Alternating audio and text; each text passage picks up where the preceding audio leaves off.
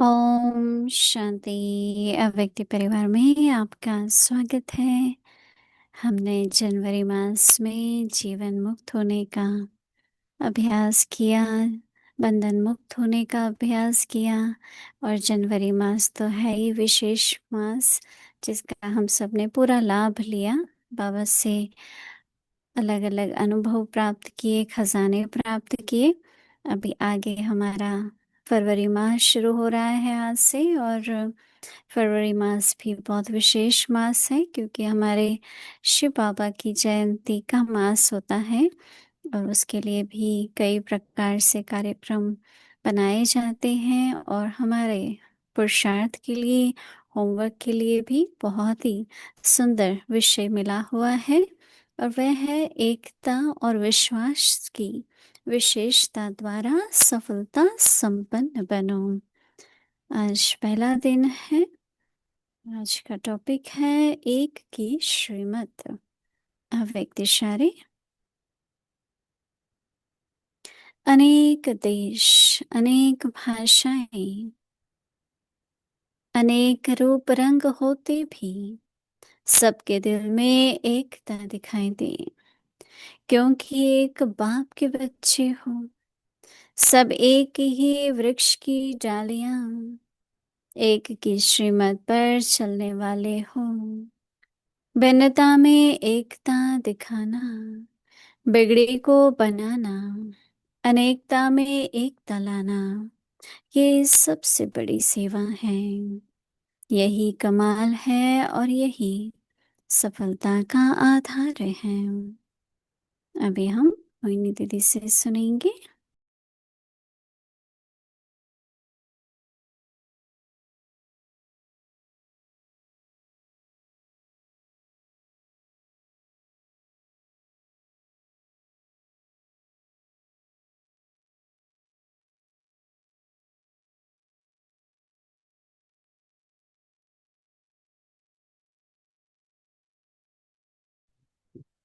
ओम शांति। नए मास का आह्वान कर रहे हैं। अव्यक्ति मास पूरा हुआ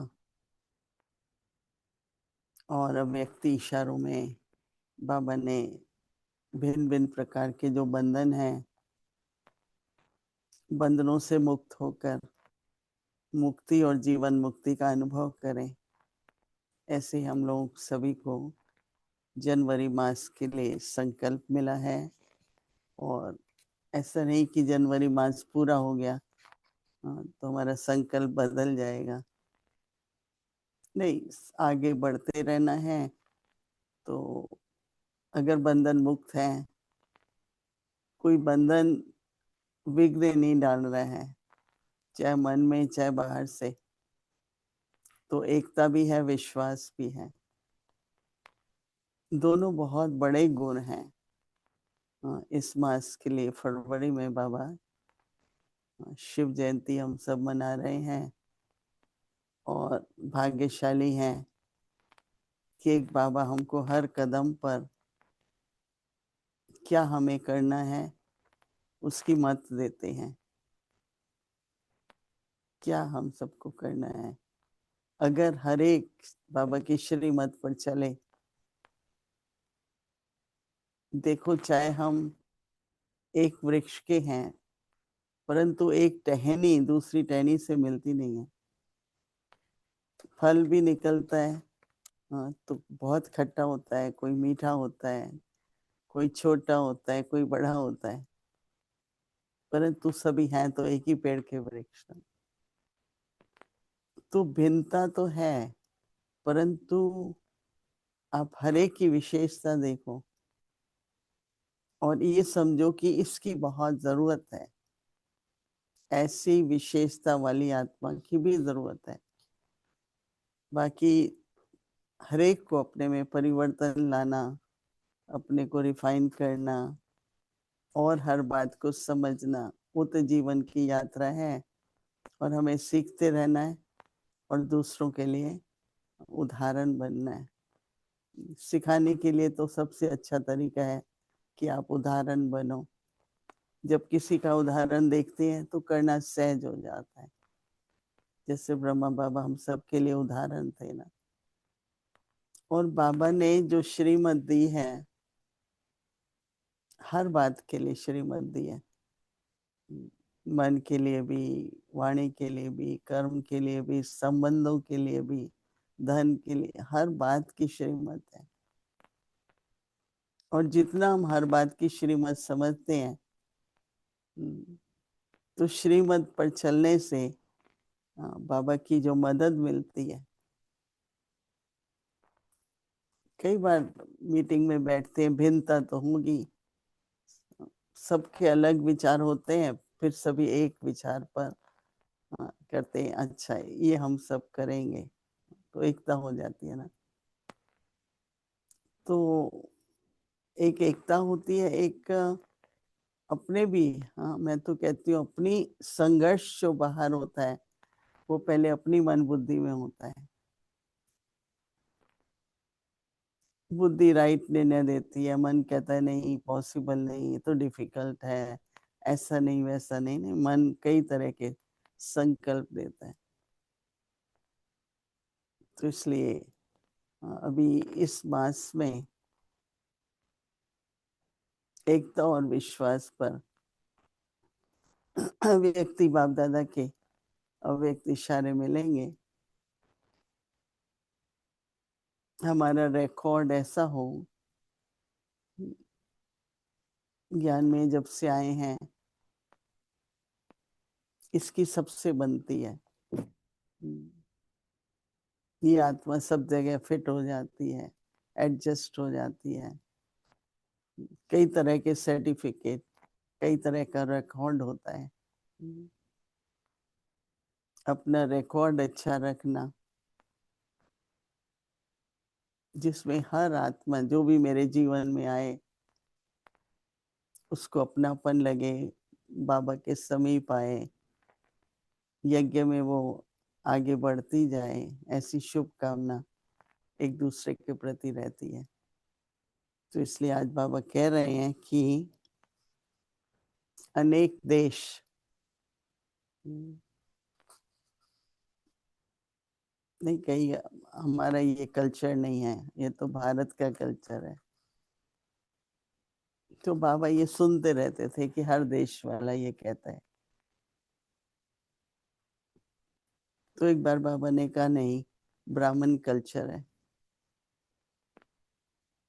ना कोई किसी देश का कल्चर नहीं है, भारत का भी नहीं है, भारत में भी नहीं, इस प्रकार से नहीं था ना। परंतु ब्राह्मण कल्चर फिर तब से धीरे धीरे सभी अडॉप्ट करने लग गए। चाहे वो भोजन था, चाहे वो वस्त्र थे, बोलने का तरीका है, हर जगह की रस्म रवाज अलग अलग होती है। और अभी तो जहाँ भी जाते हैं, किसी भी देश में जाओ, बाबा के घर में, बाबा के जहाँ भी बच्चे हैं, वो सब सेम ही दिखेगा आपको। तो इसलिए बाबा कह रहे हैं अनेक देश, अनेक रूप। और बाबा कहते हैं कि अनेक नाम रूप और रंग होते हैं, अलग होते हैं। फीचर्स भी पता लगता है भाई ये किस देश का है। तो भिन्न तो है ना, सब भिन्न है। भाषाएं भी अनेक हैं, रूप और रंग भी अलग है, तो भी सबके दिल में एकता दिखाई दे। हम सब एक हैं, एक हैं और एक के हैं, राइट। तो बाबा कहते हैं क्योंकि सभी एक बाप के बच्चे हों। कमाल तो यह है, लेकिन हर आत्मा में पार्ट जो भरा हुआ है वो तो एक नहीं है ना, वो तो भिन्न है। और नाम रूप और संस्कार पार्ट के अनुसार ही होते हैं। जिसका जैसे कल्प वृक्ष में भी भिन्न भिन्न धर्म है, भिन्न भिन्न रूप रंग वाले हैं, पर सबका बीज तो एक है ना। तो अगर ऐसा सोचते हैं बीज एक है, हाँ, तो एक अंदर में कि बहुत समीपता महसूस होती है हर एक के साथ। तो एक बाप के बच्चे हो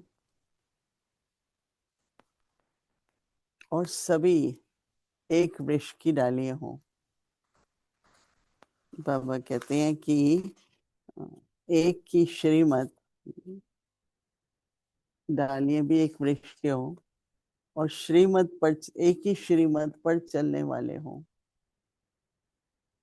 भिन्नता में एकता दिखाना, बहुत बड़ा स्लोगन है ना, यूनिटी इन डाइवर्सिटी। तो इसलिए भिन्नता में एकता दिखाना, बिगड़ी को बनाना। बिगड़ी को बनाने के लिए सब शक्ति चाहिए। कुछ समाना पड़ता है, कुछ सामना करना पड़ता है, कुछ सहन करना पड़ता है, राइट। तो बाबा कह रहे हैं कि बिगड़ी को बनाना और अनेक मत में एकता लाना। इसलिए मैं शब्द नहीं है, हम सभी। जब हम शब्द आता है तो उसमें सभी आ जाते हैं। तो इसलिए अनेकता में एकता लाना, यह सबसे बड़ी सेवा है। क्योंकि सिखाने वालों को ही लोग देखते हैं कि आपस में नहीं बनती, बात नहीं करते, रिस्पेक्ट नहीं देते हैं। तो कहीं भी जो बिगड़ी है उसको कैसे बनाएंगे? पहले अपनी जो बिगड़ी है ना, इसलिए कहावत है चैरिटी बिगिंस एट होम, कि घर में पहले अपने घर को ठीक करो, अपने परिवार को पहले ठीक करो। तो इसलिए बाबा कह रहे हैं कि ये अनेकों में एकता लाना, ये सबसे बड़ी सेवा है। दादी जान की हमेशा कहती थी कि अगर संबंध अच्छे हैं तो सेवा अपने आप बढ़ती है। अगर संबंधों में थोड़ा नीचे ऊपर होता है तो वो सेवा आगे बढ़ नहीं सकती है। तो इसलिए बाबा कह रहे हैं कि यही एक मत है और यही सफलता का आधार है। तो हम लोग कितने सर्विस के प्लान बनाते हैं, बड़े बड़े बहुत कुछ करते हैं, परंतु सच्ची सेवा क्या है? पहले एकता। देखो माला बनती है, तो एक बहुत बड़ी, दानों को, अपने एक दो दाने को बहुत नजदीक रखते हैं। तो इसलिए बाबा कहता है दाने तो सब है, सभी माला के दाने हैं, पर माला में पिरोने लायक है या नहीं।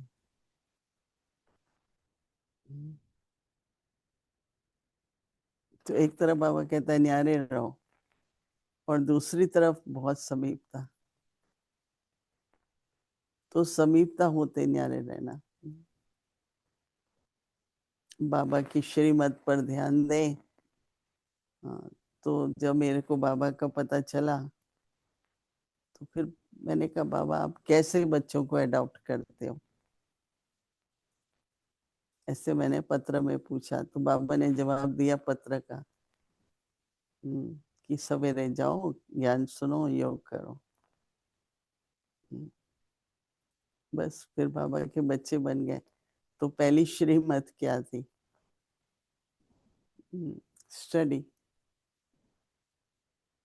क्योंकि ज्ञान समझेंगे, समझ आएगी तो बाबा की याद भी कर सकेंगे, संबंध भी जुड़ता है ना बाबा से। तो ऐसे अगर देखें, हाँ, जब मैं ज्ञान में आई तो अमृत वेला नहीं कहते थे भाई, जल्दी उठते थे पर उसको अमृत वेला नहीं कहते थे। अभी हम कहते हैं भाई 3 और 5 के बीच में अमृत वेला है। तो वो भी एक श्रीमत है भाई।